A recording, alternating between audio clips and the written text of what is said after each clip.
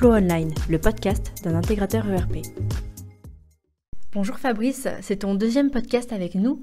La dernière fois, tu nous as parlé du marché de l'ERP, de ses tendances et de ses évolutions. Aujourd'hui, tu vas plutôt nous parler de la réussite d'un projet ERP, notamment comment réussir son projet en 7 conseils.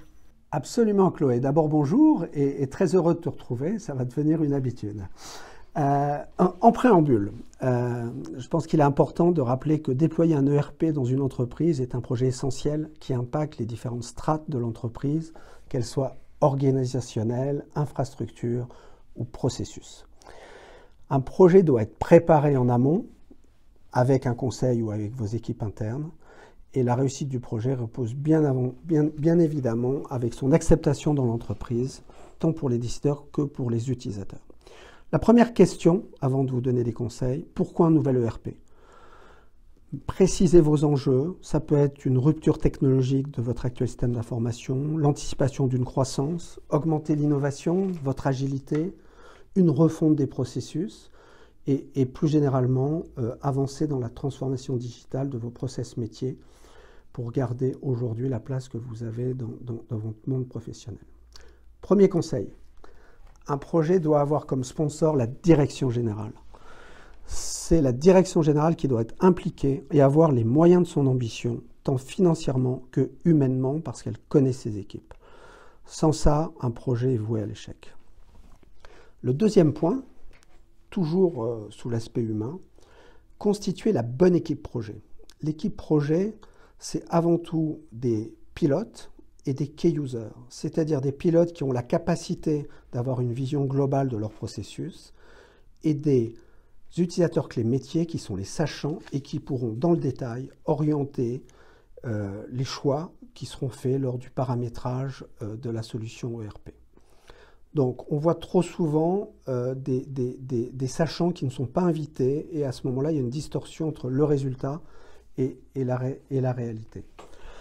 Donc, trouver un mélange avec un savant dosage entre les pilotes et les sachants.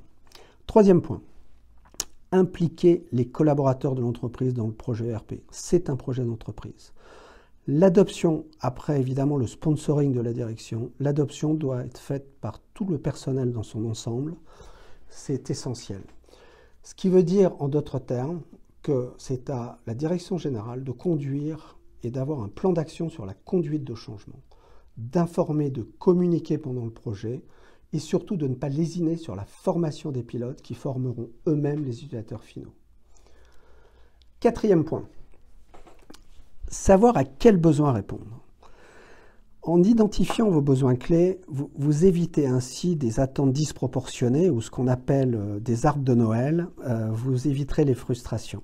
Ce qui veut dire qu'aujourd'hui, il est important d'avoir et de rester pragmatique pour identifier réellement les besoins clés sans se perdre dans le détail.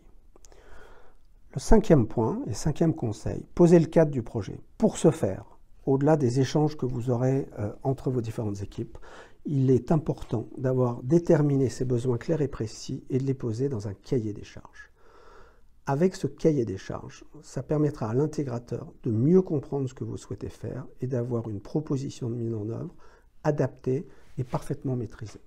À ce titre, Flowline propose un guide « Comment faire son CDC » que vous pouvez évidemment télécharger. Idéalement, sur ce cahier des charges, essayez d'identifier vos actuels KPI et donnez-vous des objectifs chiffrés à l'issue de la mise en œuvre. Sixième et avant-dernier point, recherchez l'ERP adapté au métier et à la taille de votre entreprise. 4 conseils. Trouvez un ERP dans le standard qui, avec ou sans module qui l'enrichisse, couvre 80% de vos besoins. Restez dans le cœur de cible de votre éditeur et restez dans le cœur de métier de votre intégrateur. Dernier point, l'avant-dernier point, la recherche de l'ERP adapté au métier et de la taille de l'entreprise. 4 conseils. Trouvez un ERP dont le standard, avec ou sans module rajouté par l'intégrateur, couvre 80% de vos besoins. Restez dans le cœur de cible de votre éditeur et restez dans le cœur de métier de votre intégrateur. Dernier point, ne négligez pas l'aspect plateforme technologique du mode SaaS et la pérennité de l'éditeur. Vous allez garder votre projet entre 10 à 12 ans. Et enfin, le dernier point, trouvez le bon intégrateur avec des méthodologies éprouvées des équipes d'experts et des références dans la taille de votre entreprise. Le portfolio d'ailleurs de Flowline s'inscrit avec des offres d'éditeurs majeurs, que ce soit Sage, NetSuite ou Rootstock Salesforce. En conclusion, la réussite de l'ERP, au-delà du choix de l'ERP et de la qualité de l'intégrateur, reste avant tout une aventure humaine et une aventure de conduite de changement. Je vous souhaite un très bon projet et bon téléchargement des meilleures pratiques métiers et cahiers des charges de Flowline. Merci beaucoup Fabrice pour ces précieux conseils. Pour résumer, pour réussir votre projet ERP, vous devez tout d'abord faire adhérer le projet à la direction générale, ensuite constituer la bonne équipe projet, impliquer les collaborateurs dans le projet ERP, savoir à quels besoins répondre, poser le cadre du projet, rechercher l'ERP adapté au métier et à la taille de votre entreprise, et pour finir, trouver le bon intégrateur. N'oubliez pas que Flowline met à disposition plusieurs livres blancs, comme l'a dit Fabrice, qui sont gratuits sur le sujet, tel qu'un modèle de cahier des charges, un livre blanc Comment choisir son ERP et un autre dédié au projet ERP. Vous pouvez les retrouver et les télécharger gratuitement sur notre site internet. Merci de nous avoir écoutés et à bientôt pour un nouveau podcast. Vous venez d'écouter Flow Online. Retrouvez tous nos podcasts sur notre chaîne YouTube ou sur notre site internet flowlineintégration.com.